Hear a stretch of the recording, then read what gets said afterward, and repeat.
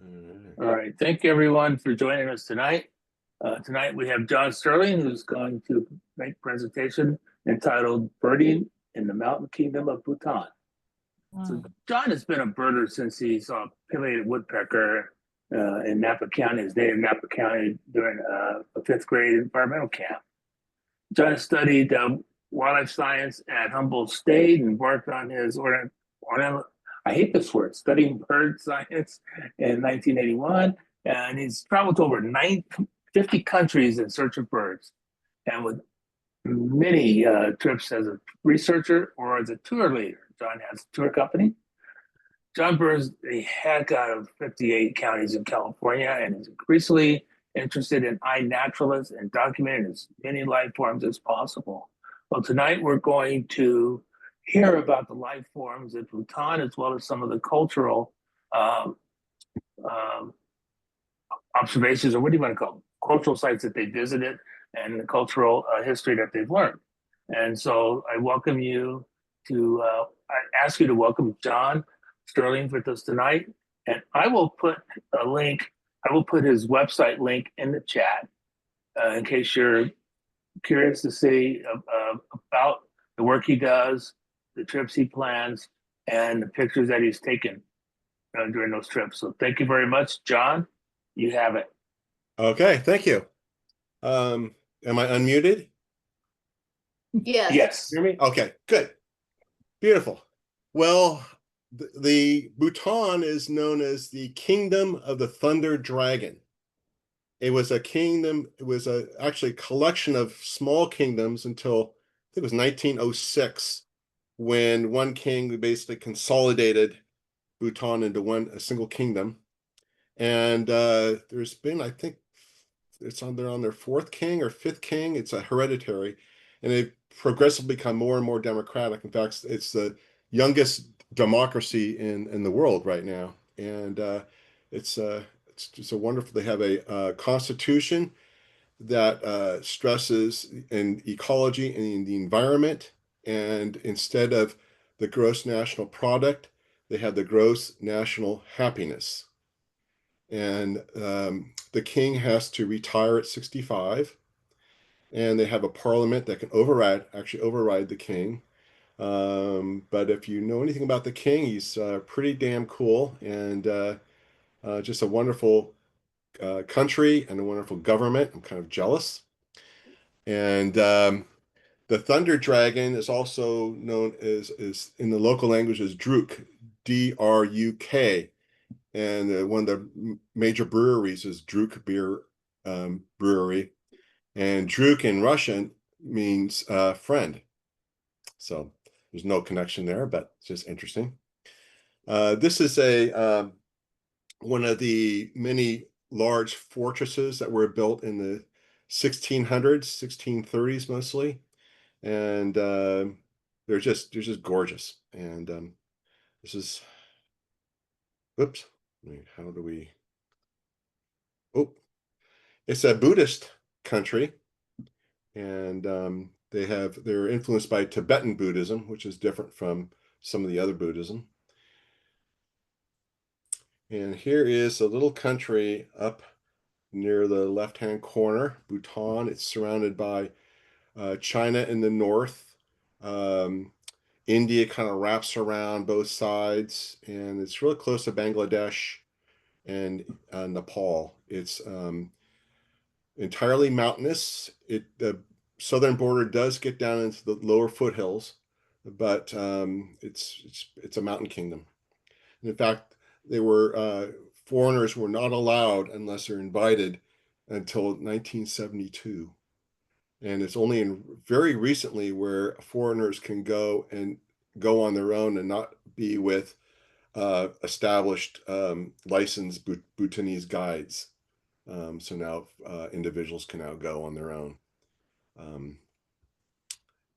Here is our route as shown by our eBird checklist. The left-hand side is the city of Paro, and that's where we fly into. And we basically drive on two roads. The main highway that goes through the center of the country and almost to the eastern border, but not quite. And then we did a little detour down to the lower elevations in the south, and did hit it pretty hard. We had 317 species and did very well. All right. Hmm.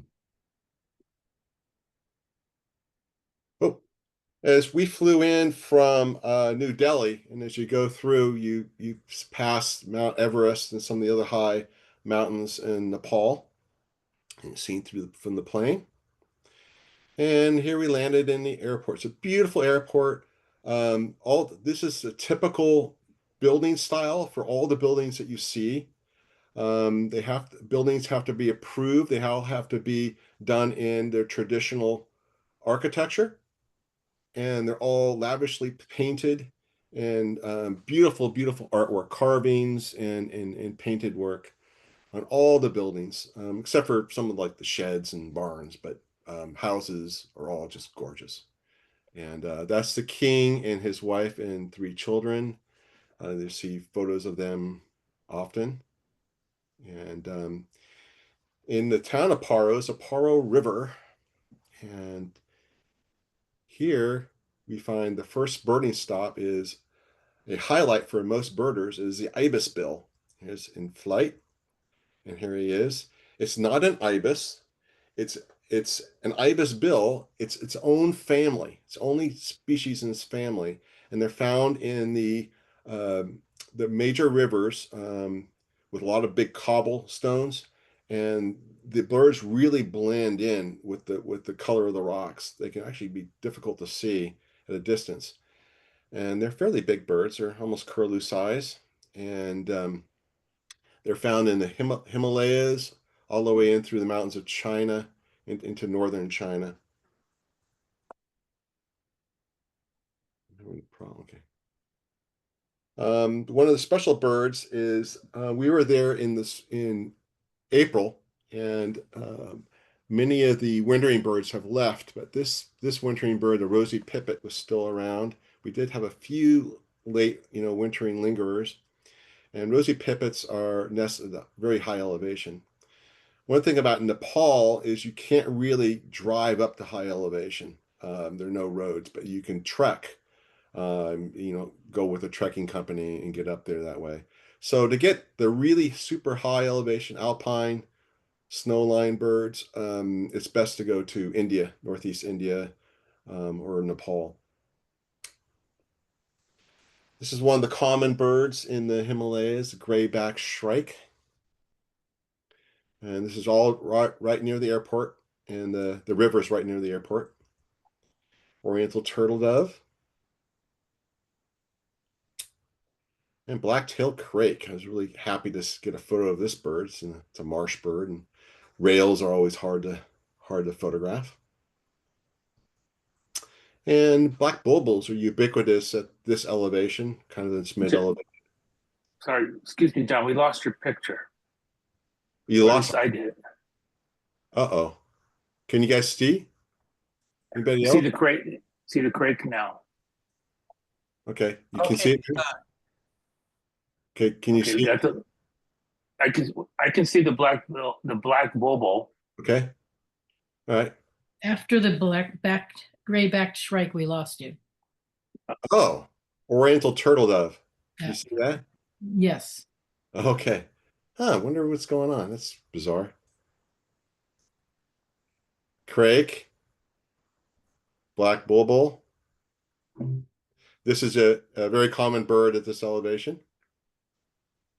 And then from there, we drove up to our first pass. The route goes over 4 different mountain passes between 11,500 and 13,000 feet. And this is actually very low elevation in the Himalayas that go up to, the high elevations, we're talking about 23,000 plus. But you can see all this forest up here, so we're not exactly alpine, but and here's the nomads are live up in the high elevation, and they bring their yaks down in winter to this elevation, and then in the spring and summer they move them up into the super high areas. So we dropped down a little bit, and well, actually, this is right at the first pass, Eurasian jay. And Eurasian jays are really interesting that there's a lot of different subspecies with different amounts of black on their head and different colorations. And this is typical for the Himalayas. Very different from the ones in Europe. And our first laughing thrush of the trip was this white-throated. Laughing thrushes are a very common, or very uh, typical or emblematic bird group of birds for the Himalayas and the mountains in Asia. And this species actually goes around in large flocks, always in large groups, very social. About the size of a jay almost. Here's a black face laughing thrush. A little more color in this bird. And a bird I really wanted to see is a parrotbill. Parrotbills are actually very small birds, but the giant parrotbill is the size of a laughing thrush, almost the size of a robin. They're huge, and it really floored me when I saw my first one. And it's right here at the top of the first pass. Another very common bird found throughout, often in flocks and flock leaders, and there's always more than 3 or 4 in a group. The Rufous Sibia.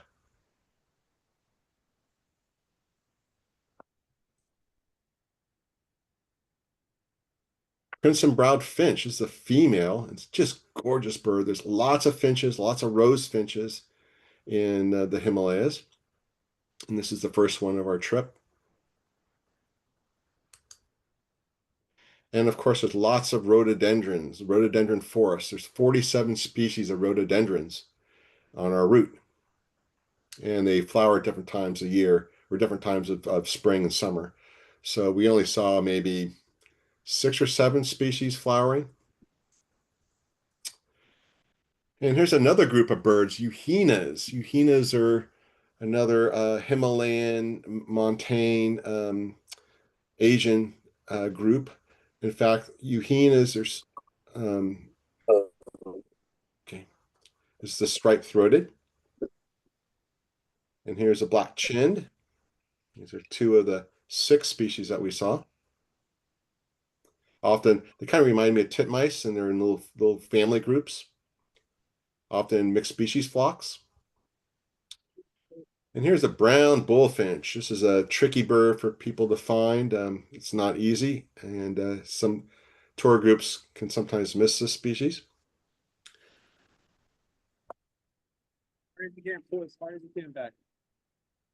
Straight up. Excuse me? Okay. Himalayan cuckoos. There's lots of different cuckoo species, and there's best identified by call. And we photographed this bird while it was calling, the Himalayan. And black-throated tit. This is in the bush tit family, not in the chickadee family. And often the cute people refer it as the cutest bird around, although it kind of has that little menacing look, that pale eye. And these are also in flocks. And scarlet rosefinch. This is the fanciest of the rosefinches. We're lucky to see a few of these. And speckled wood pigeon. It's a distant shot at dusk, so it's kind of blur. It's not sharp, but it was my last lifer on the trip, so I had to put it in here. It's a big pigeon, and here he is in flight. And getting on to other rosefinches, this is a dark rumped rosefinch.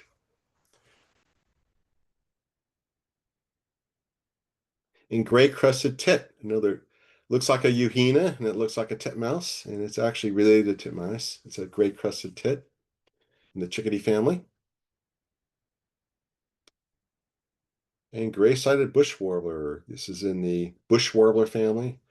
The old world warblers were split into family was split into I think 4 or 5 different families, and this is distinct from the other warblers that we're going to be seeing. And fire-tailed myzornis. This is a specialty bird of these mountain passes, and we got pretty bad looks on our trip, but this is a photograph that I took from Nepal 2 years ago. So I had to put it in here. This is just such a gorgeous bird, and it's totally unique. There's no other bird remotely like it in terms of size and shape and coloration and everything. And it's doesn't look like any of the birds that's in the family it's in. And sunbirds. There are a few good sunbirds. This is green-tailed, very common, the mid elevations. And this is sort of kind of what the forest looks like. There's spruce, fir, pines, hemlocks, oaks, alders, birches, and of course rhododendron trees and magnolia trees. Here's a common pika, also known as Royals pika. And yellow-bellied fairy fantail. This was thought to be in the fantail family until they worked it out, and it's actually in the fairy flycatcher family. It's the only member of the fairy flycatcher family in Asia, I believe. All the others are in Africa. It's babblers, scimitar babblers. Babblers are also a family that was split into multiple families, and this is in kind of the scimitar babbler group. And super fancy bird. This is a mostly in the bamboo. There's a lot of bamboo at the different elevations, and there's a host of or a group of birds are only found in the bamboo.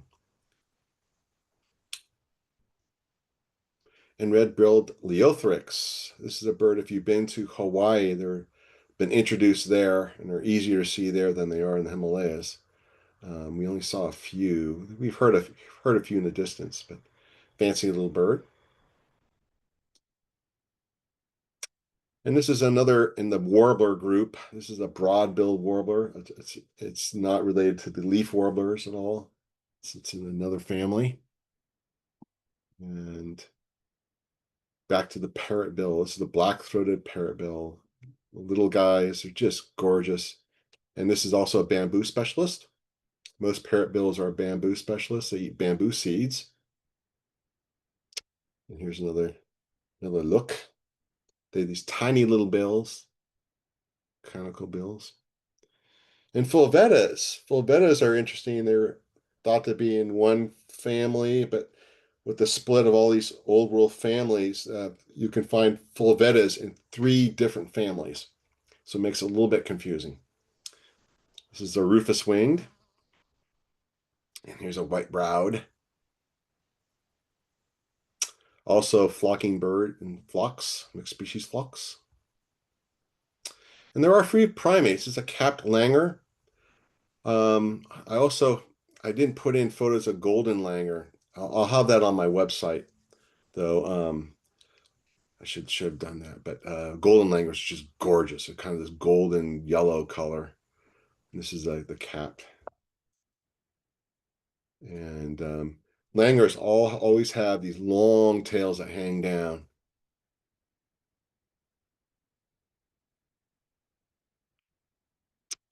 Going down into these river valleys, and they're often drier, kind of open pine forest, a little scrubbier, and there's a very large old fortress that was built in the 1630s in the distance. Gorgeous. Here's a little closer look. Oops. Uh-oh. And here's another view. And the towns are all very picturesque towns, very lovely. very clean, compared by Asian standards, very little trash, and just wonderful. Just very, very pleasant to be here. This is a really great bird, a Blythe swift. We saw this foraging over the river below eye level, which is really unusual. We were overlooking, from an overlook down to the river, and it's just coming down and foraging and drinking water and just having a wonderful time. We had fantastic looks for about 20 minutes until a peregrine falcon came and grabbed it in midair and flew off. So it was a little bit sad because we got to know this bird, and but that's life. One of the special birds that people go to Bhutan for is the Ward's trogon. It's a high elevation trogon. It's the only really high elevation trogon in Asia, and it's restricted to Bhutan and a little bit in eastern India, and very difficult to find. Tour groups will miss them at times. We're lucky to see this female up real close. The male is gorgeous pink color, which is a unique color for the trogons. So it was good. Here's another photo of it. Here's another parrotbill. Parrotbills are very acrobatic. They're fun to watch. There's one facing up, and you can see that little bill again. Just and this is a really, really hard bird to get. So we were lucky. Our local guide had seen one here a number of years ago. So we thought, well, why not go check it? And in 5 minutes, we found him. So it was great. Here's another parrotbill, white-breasted, also a bamboo specialist. And barbets. We did have a few barbet species. This is the golden-throated. This is one that's endemic to the Himalayas, and was a new bird for me. I'd heard them in Nepal, but I never saw one before this trip, and they're fairly common.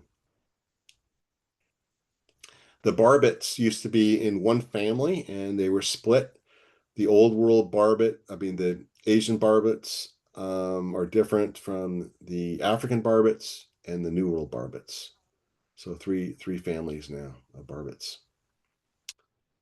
They're related to woodpeckers, if you believe that, and they're cavity nesters.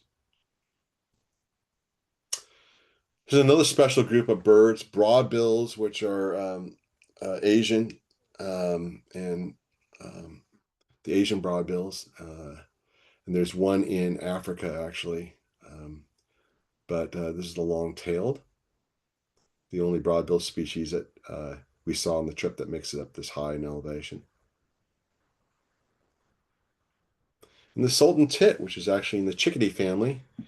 It's a kind of this dark iridescent purple and bright yellow, and fairly large, bigger than a titmouse. The group of birds called borrowings. It's a rusty fronted. You see the barring on the wing. And of course, hornbills. There's two species. There's one main species that's found in the highlands that it's one of the target birds for people going into Bhutan. It's the rufous necked. It's very large. This is the male, and the female has a black head.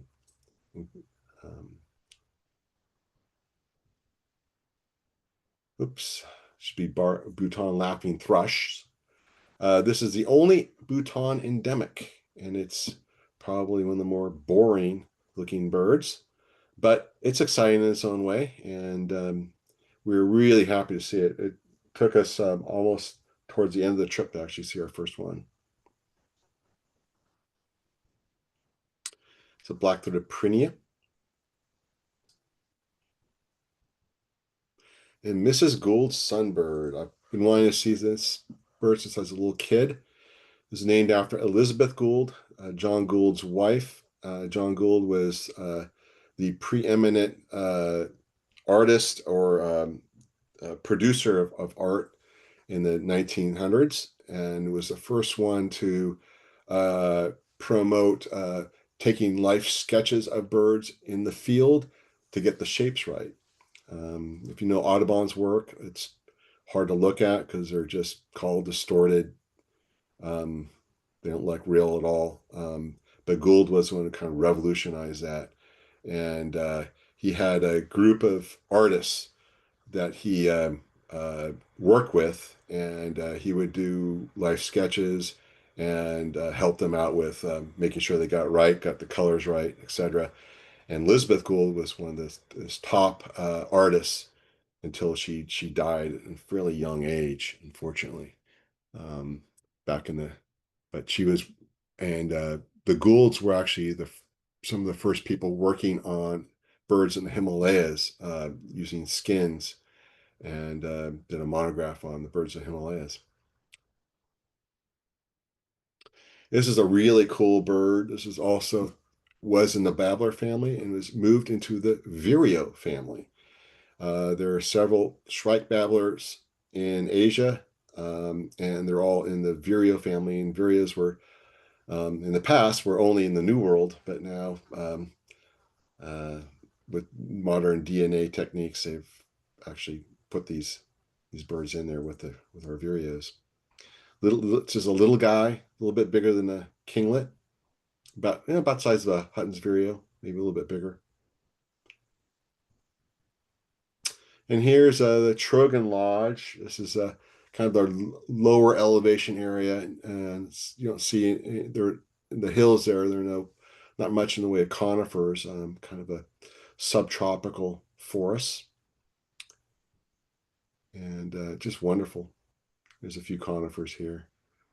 I put out my moth light and screen right outside here next to this pasture, and I photographed probably 300 species of moths in 3 nights. It was absolutely amazing.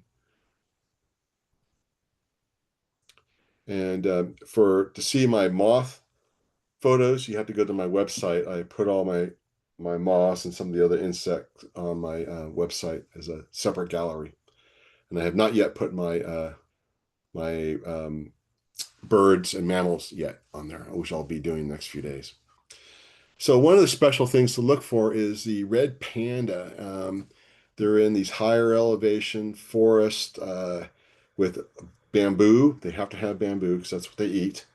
And we spent a lot of time in the habitat looking, and people saw them the day before we were in the area or the day after, and other people went to see them and missed them. And so they're really tricky. They have a big home range and they're difficult. But I did see them in Nepal, so I have to show you a photo. Cutest animal in the world. And when I worked at the Smithsonian, the National Zoo had a whole bunch of red pandas that they're using for research and for reintroduction projects. And they're just absolutely adorable. Going back to the borrowings, this is another borrowing. This is a hoary-throated, pretty fancy looking thing. And they're fairly big bird. They're about towhee size. And the blood pheasants. A lot of people go to the Himalayas and China for all the pheasants. And this is a fancy one. They're a little different from the other pheasants that have short tails. Here's one running away across the road and running up the hill, a male. And here is a female, just taking her time, not worried at all.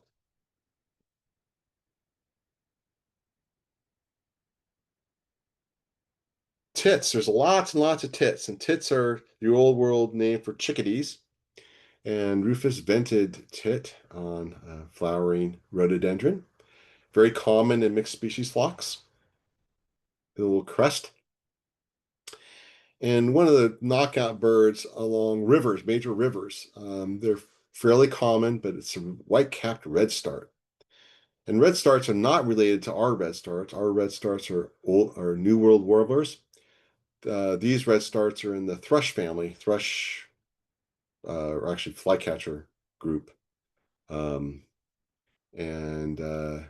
really, really fun birds. Got a lot of personality and just wonderful. Then we're getting some of the tricky birds. There's a Blythe's leaf warbler. There's a bunch of different leaf warblers in the region, and best identified by song and call. But if you get a good look, you can identify them. This is a white-throated needletail. It's a swift, giant swift. We're very lucky to see flying over a couple of times. And white-winged grosbeak. These are related to our grosbeaks in a high elevation species. And the nutcracker. It sounds just like our Clark's nutcracker, same size and shape, the same habits, same. They're always in pine trees, etc. And this was split. This was split from the Eurasian or spotted, and they realized that these birds don't have spots on the back or on the belly as the European birds do, and northern birds, and so they split it as a different species. And there's also another one in Kashmir that's been split out as well, in Kashmir in India and Pakistan. So it's called the southern, and this ranges up into northern China. Flower peckers. There are very few flower peckers at this elevation. It's mostly a lower tropical group of birds, but this is the fire-breasted. And these guys eat fruit, especially mistletoe fruit, berries. And one of the charming birds is the chestnut-headed tessia. There are two other species of tessias, and they're always extremely difficult to find. They're easy to find because they sing and they have really super loud calls. And these are about the size of a winter wren. And they're very, very difficult to coax out in the open, but I got really lucky with this bird. The other two species of tessias, we only heard. Some people got glimpses of them. I did not. But this is the fanciest one. And rock thrushes. There are several rock thrush species. This is the chestnut-bellied.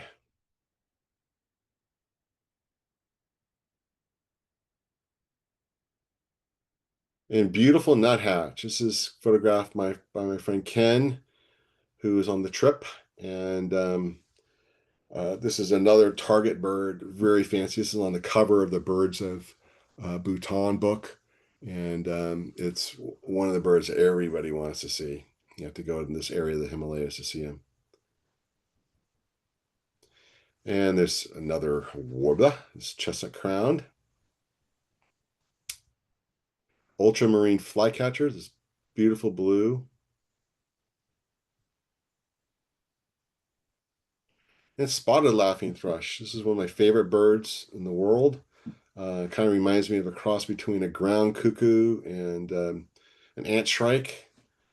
They're just amazing. They're very large, they're a J size, and beautiful, loud songs. And snow pigeon. This is another bird I want to see since I was a little kid. I didn't think we are going to get high enough in elevation, but fortunately there are a few wintering lingerers at our elevation that we're able to see a few of them. It's a classic bird of like the big treks up towards base camp and the Mount Everest. People see this bird. It's another Euhena, whiskered. And black-faced warbler, another bird that goes around in little gangs, little family groups. In minivets, we did see several species of minivets. They're all look very similar to this one. The males and the females are or yellow instead of red, and uh, often in flocks, and just great birds to see. We had also short-billed minivet and scarlet minivet, sometimes 2 or 3 species in one flock. And another bird I really want to see is fire-capped tit, and this is a tiny little thing with a little bit of red on the front, on the little throat, and on the just on the forecrown.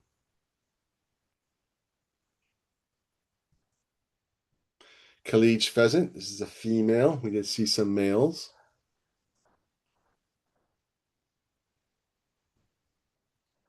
And red-rumped swallow. This is kind of what some of the valleys look like. There's some grazing, a lot of pine trees on the edges. Not much in the way of agricultural this elevation. Much lower down, they do have some rice and winter wheat. And this is kind of a typical building. This is a restaurant and gift shop. But this is what a lot of the houses look like too. Just really intricate paintings and woodwork. And being a Buddhist country, they have stupas and they have lots of prayer flags, especially on the mountain passes where there's a lot of wind. And what we were all did as we got up to a pass is we would say ha no ha negai and shout it out 3 times as a group, and that is to bring up the get rid of the evil spirits and bring the good spirits out to help us on our trip.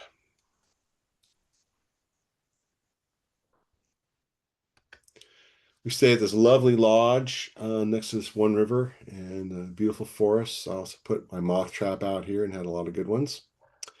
And this river is really important for the white-bellied heron, which is critically endangered. There's only a few dozen left in the world.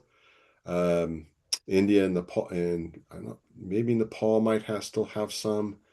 Bhutan has a few, but they're huge herons, about the size or not bigger than great blue, and are only found in a few rivers, and they're very sensitive to human disturbance.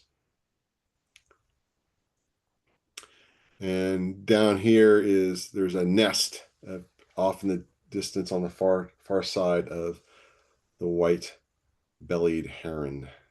So we're very, very, very lucky to see one. Some more artwork. This is at one of the lodges at the restaurant in the dining area in the lodge.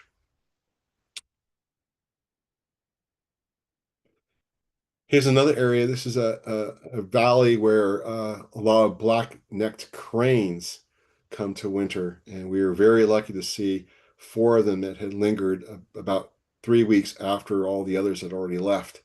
So we did see 5 black-necked cranes. They breed in Tibet, and they winter in these intermountain valleys in the Himalayas. More rhododendrons. There's a mountain pass with rhododendron trees. Here's another river lodge. The lodges were fantastic. Wonderful food. The people there are extremely welcoming. Almost everybody speaks English. English is taught in all the schools. All the young people all speak English. The older generations, 50 on up, not so much, but some do if they're involved with the tourist industry. But all the younger people speak English. Here's a rhododendron flower. And another. different one. Oops, not a very good photo. Sorry about that. Rufous vented euhena. Eurasian hoopoe. This is also a really weird bird. They're in the hoopoe family. There's 3 species: Madagascar, African, and Eurasian. And they eat ants and termites. And they're just bizarre looking creatures. This reminds me that there are a few water birds. There's along some of the rivers. We did have great crested grebe, a few duck species, a few shorebird species, but not much else. This is one of the fancy starlings, chestnut tail, that's found in some of the lower elevations along the lower rivers, river valleys. And, beautiful, beautiful bird. This is a different subspecies than the ones in Southeast Asia. Might get split someday. And here's a slender-billed oriole. This is was a lifer for me. I was really happy to see this bird. They're in the drier pine forests in the valley, along the valley edges. And these old world orioles are not related to our orioles in the New World. The orioles in the New World are in the blackbird family. The orioles in the Old World are in the oriole family. So it can be a little bit confusing sometimes. And here's another scimitar babbler, rusty cheeked. This is also in the drier pine forest.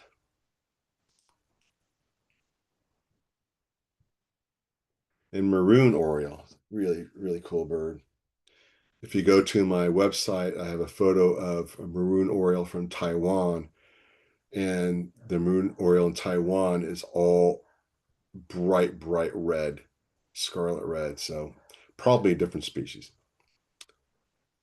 And here he is in a berry tree, which they eat fruits.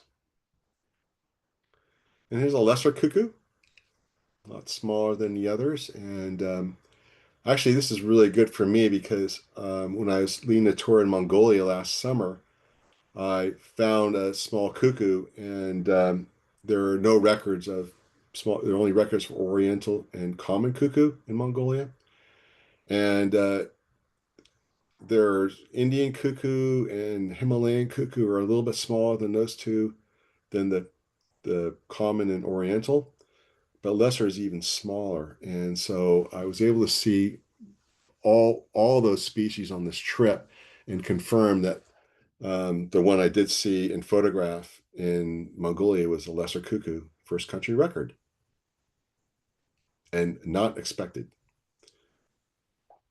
Here's a Eurasian woodcock. I've always wanted to photograph one of these birds. Really tricky to find. I spent 2 summers in Russia and Siberia where they breed, and I only saw one once. So and before I had a camera. So it was really an unexpected find, and we're thrilled. And here's another mammal, large-eared pika. I did get photographs of goral, which is a mountain goat, and red muntjac, which is also called barking deer. It's a little miniature deer, but I don't have those in my show. And near where the larger pika was like this little peak, mountain peak, and we had the alpine accentor. Gorgeous bird. Accentors are in their own family. There's only a dozen or so species in the family, and they're old world, Asia and Europe. Alpine accentor actually goes into Europe and into the high Atlas Mountains in Morocco, where I saw my first one. But all the other accentors are in the Asian mountains. And black rump magpie. This is also a special bird. It's found in Tibet, and it comes down to this one little valley in Bhutan, and they're just right there, being just like any old other magpie, hanging around the cows and yaks and horses, and Excuse me, Joseph, can you stop sharing? You're blocking his view.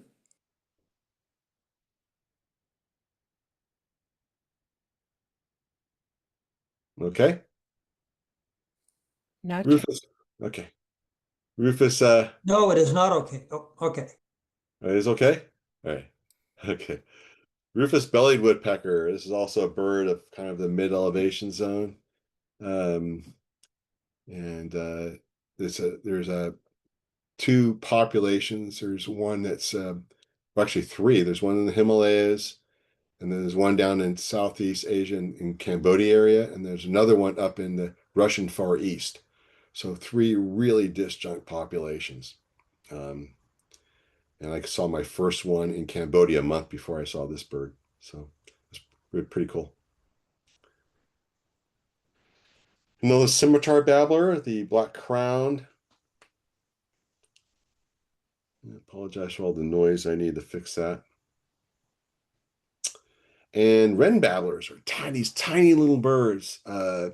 Also like a winter wren type thing, but also extremely difficult to see. This is only the second wren babbler I've ever seen in my life. It's a scaly breast. I'm very happy to get a photo of it. They skulk around in the undergrowth.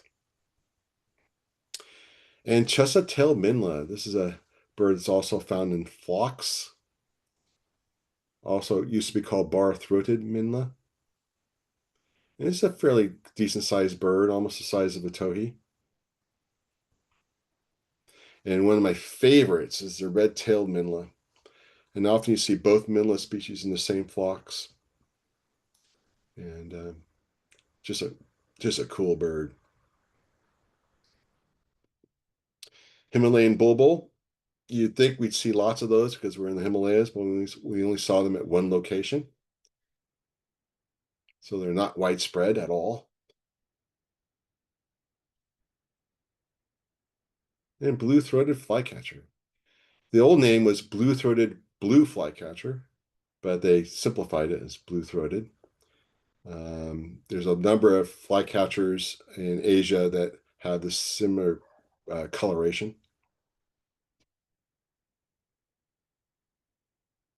And white-browed piculets. Piculets are miniature woodpeckers. There is a group, most piculets are in South America. There's a whole bunch of them, and they're all very, very similar. And then there's three in Asia, speckled, rufous, and white-browed. We saw speckled and white-browed. And there's one in Africa. But just convergent evolution. They're not in the same genus. They're closely related, but they've all evolved to almost being a tailless little guy. And they're also, these are bamboo specialists. Along with this bird, the white-hooded babbler, the bamboo specialist. This is also a rare bird, very hard to find, very spotty distribution. So we were really keen on finding this bird. And white-bellied Erpornis. This used to be in the Euhina group, but now it's in the, I think it's in the white eyes. And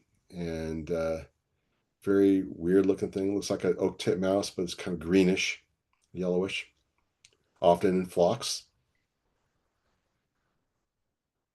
And tree creepers. We had three species of tree creepers. These are the same family as our brown creeper. There's only maybe 10 or so species in the world.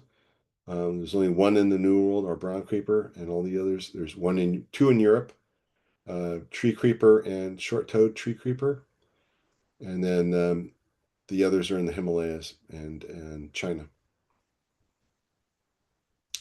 So another bird in the bush tit family, black-browed tit.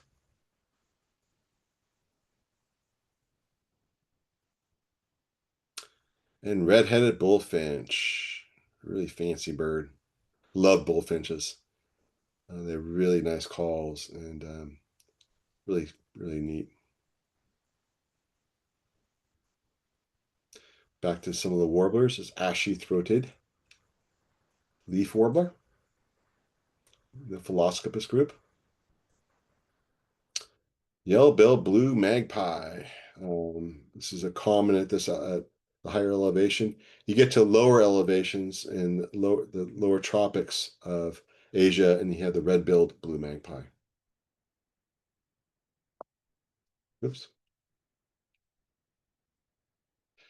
Tiger's Nest Monastery. This is a very famous monastery.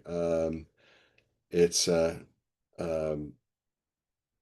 long hike to get up there, and but it's lots and lots of tourists. It's a big tourist draw, and just gorgeous. Here it is.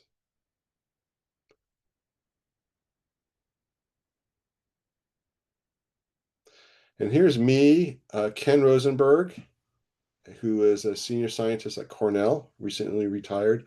Tom Will, who, along with Ken, was one of the core members of Partners in Flight for North America. And they were the two authors of the Decline of Birds continent-wide that was published in Science. And Jay McGowan on the right, his dad is also a Cornell scientist, and Jay works at Cornell. He works in the Birds of the World, and for Merlin, does the all the sound, a lot of the sound editing, sound recordings, etc., archiving. So we had a really good group of people, real fun, and here is a closer look at the white-bellied heron, globally endangered species. There's thought to be, it says that here is about 200 individuals, but there's actually a lot fewer than that. Probably in the maybe 50 individuals left.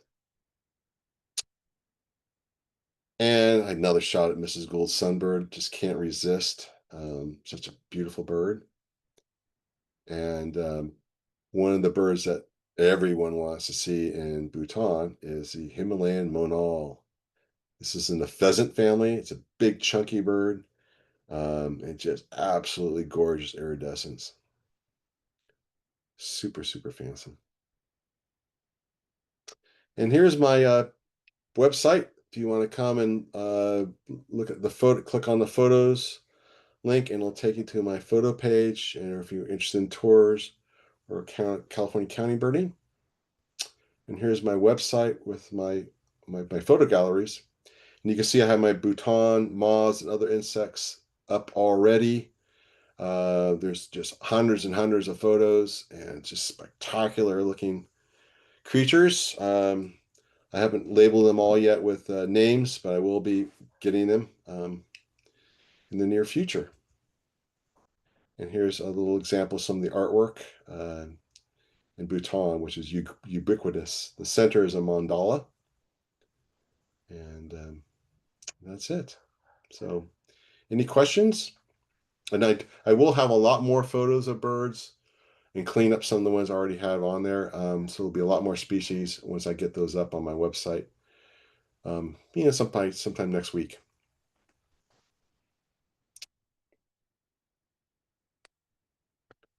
All right.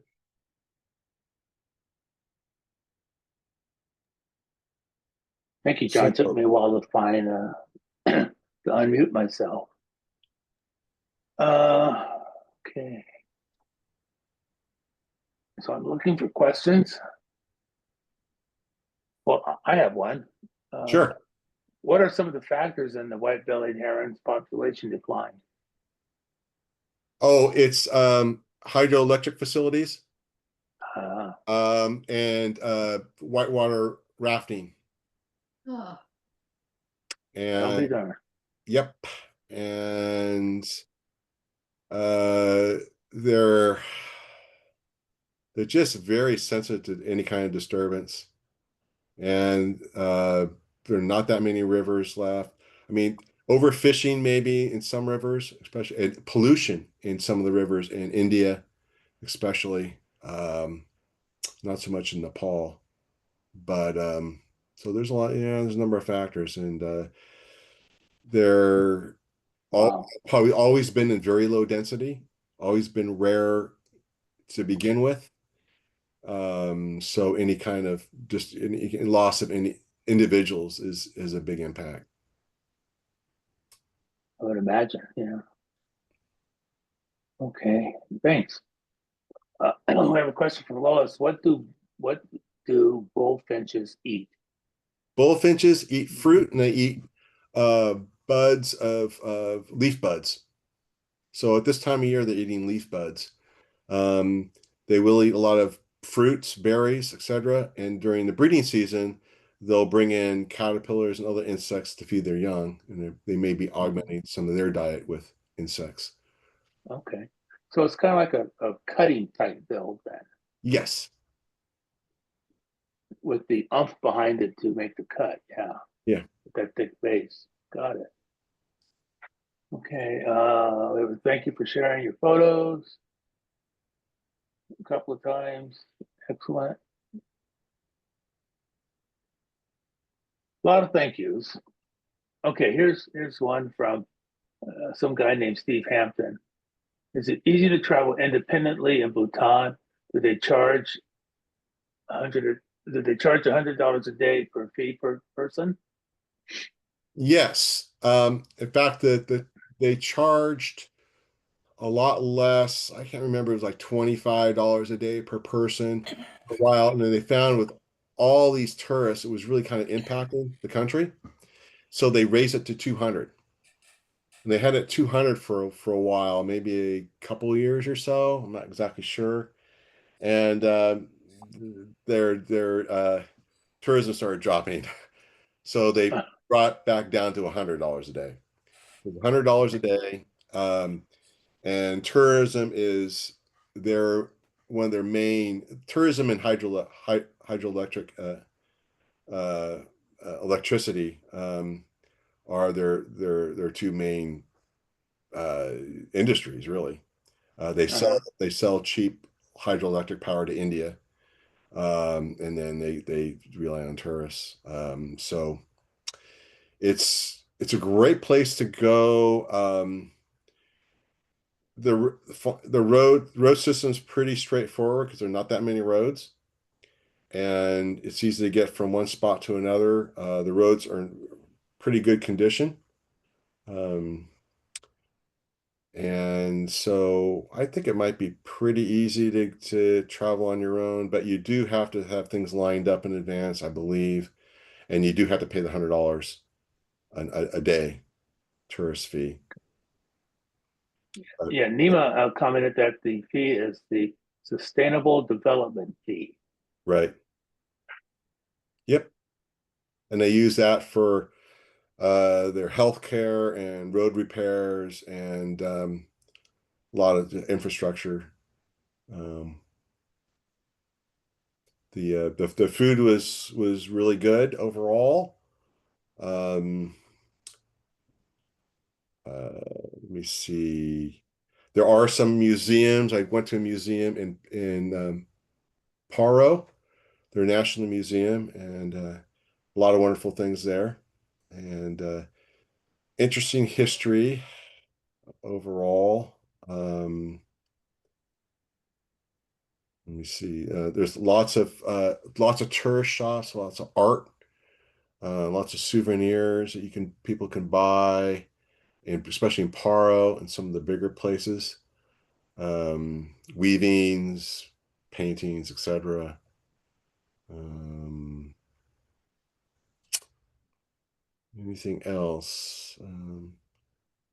It's just it was just it was the most relaxing country I've been to in Asia in terms of just feeling, safe and Um, everything is clean and people are mhm. friendly.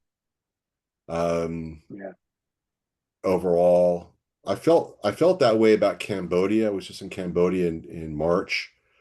Also, a lot of people spoke English there, and I felt it was just very welcoming there, very wonderful. They're both Buddhist countries. Hmm. Um, so I don't know if that's a factor, but yeah. but I would recommend not going on your own. I would recommend hiring local guides because they do need the money. And there's a lot of really good local guides That's a good point. birding guides. And they have a lot of information. You'll learn a lot from them about the culture, about their Buddhism, about their history, and everything else. So yeah, it's definitely worthwhile. And they could drive. They could drive. They know the roads, so that's right. and then they know where to go, where to stay, because some of these places are a little bit out of the way, some of the lodges, etc. On that same topic, before I get to some other question, Katie says that the festivals are really interesting and colorful, and some people visit them, I guess, just for that. Yes, we missed out on a couple festivals by like 1 or 2 days. So when I go back and bring a tour group, we're definitely gonna go a little bit earlier, and we're gonna definitely go to at least 1 or 2 main festivals because Okay. I've heard that from a lot of people, and they're really spectacular. Great. So Lois asks again, rhododendrons, are they bushes or trees? Both. There are tree rhododendrons and there are bush rhododendrons, different species. Different species. Okay. There's 47 different species of rhododendrons. Some are fairly tall trees, others are scrubby bushes. Okay. And Lois asks a personal question. Were there any birds you wanted to see but didn't? Never. I wouldn't have left if I missed the bird. Let me think. I think we pretty much got everything. Yeah. Great. Attributed to your guide. Yeah, and plus we had a good group. We had Yeah. the 4 of us, all expert birders, Uh-huh.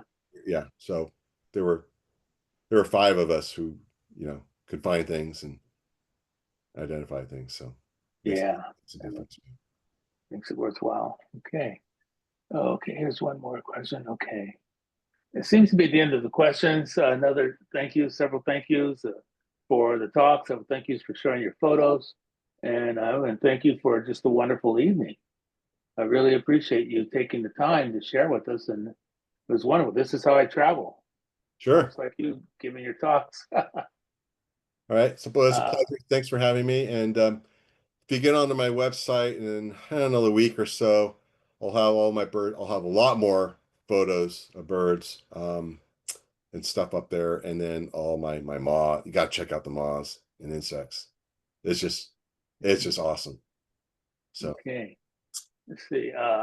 There's a question. Carol asks, how big was your group? And I think you said 4 of you, 5 of you? it's just 4 of us.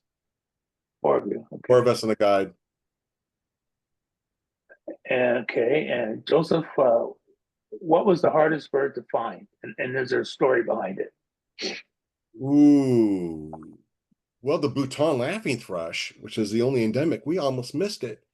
So that was kind of squeaked by on that one. The last possible moment, we got that bird. So that was proved to be more difficult than expected. Ward's trogon is a difficult bird that people often miss that we were lucky to get. And I would have been very, very sad not to see that bird. Yeah. The fire-tailed Myzornis, we just had really bad looks at a couple of them. And so that was a little disappointing for the others because the others had never seen one before. So that proved to be a little bit difficult. We were really lucky with a white-bellied heron that a local guide Yeah. on the river who'd been surveying for the river for the heron, he had just found the nest, and we were the first out people that he showed the nest to. Mhm. So we were that Wow. lucky to get it. Yeah. Yeah. We had great looks with the scope. I did get fairly decent photos, but I didn't show them. Yeah. We were lucky with the black-necked cranes that 5 of them lingered later than normal. So next time I go and I bring a group, I'm going to go earlier in the year, maybe late March, or start mid-March, because birds are a little bit more cooperative then, a little response to playback a little bit better, and we'll get a few more higher montane species that are wintering down lower in March. So Mhm. that's the time when a lot of tour groups go. Although we did bump into a lot of tour groups when we were there, mostly Yeah. European groups, Mhm. some Americans. Okay. Uh, Tom Will did comment on the hardest bird, or was Myzornis. Yeah, Plus good looks at cup wings, Teslas, teeth. It Tessia. looks like Tesla, Tessias, and Wren babblers. Yeah. Tom was on the trip, so yeah. Yeah. Yeah, we had a hard Yeah. time. Okay. The 2 Tessias I did not see, I have to say, those are difficult. Uh, Yeah. and yeah. Pygmy cupwing was also very difficult. There's spotted elatura. We only heard. That's the one. Spotted elatura. It's in its own family. It's a tiny little bird. It's another like little winter wren type thing. It's really, yeah, difficult. We heard a number of them, but they're always just 2 layers of vegetation away, Hmm. um, and never in view. And so I still need to see that bird. So that is definitely a bird to go back for. I would imagine a small bird like that probably has a strong voice. Very strong voice, yes. If you know Yeah. winter wren songs and really loud. Yeah. All the Tessias and wren babblers are very loud. Yeah. Okay. Let's see. Nima wants us to know that it was a privilege to host you, John, and your friends. All of you are amazing birding experts and guides. Well, yeah. Yep. Yeah, Nima, we went through his company, Cora, Uh-huh. craftsman of remarkable adventures, KRORA, and they set up this tour for us, found had our guide. We had one of the legendary older guides, and they do cultural tours as well if you want to do but we like to combine culture and birding. Uh-huh. Want to do just a trekking or a cultural trip, Right. they can organize that as well. So yeah, Right. and it was great to have him along for the ride for part of the trip. It was his first birding tour, Hmm. and so he got to see how it all worked out.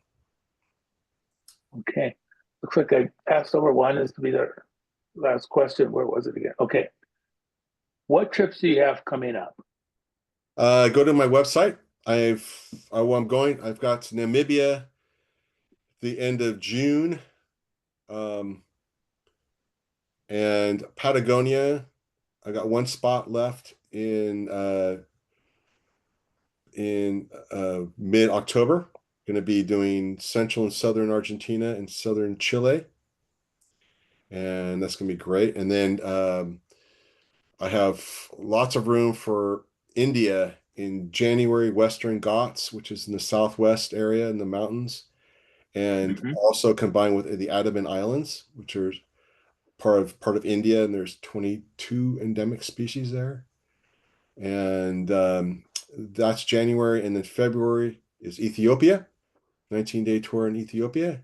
Look for Abyssinian wolf and geladas and all kinds of great birds and mammals, and over 500 species of birds in Ethiopia that we will see. And the Ethiopia is interesting in that birds have always been considered, are always sacred. And so people have never harassed birds. They've never hunted birds, never harassed birds. So birds are everywhere and they're tame. They're not afraid of humans.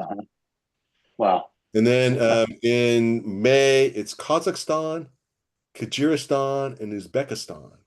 We're going to go from the deserts of Uzbekistan into the high mountains in Kyrgyzstan and up into Kazakhstan and the high steppes and grasslands and lakes. And that's going to be in May. In May, okay. In mid-June, Southwest Amazon in Brazil to some really amazing new birding areas have just opened up with these fishing lodges. And a whole bunch of super rare Amazonian birds have been discovered to be actually regular at these new spots. So that's going to be in Brazil in June, mid-June. And that's it so far. At some point, you got to schedule a rest, right? Yeah. Okay. Well, John, once again, thank you so much for spending the night with us and really taking us on this trip. It was amazing. And I want to thank everyone else for joining us, and especially those who stayed till the end.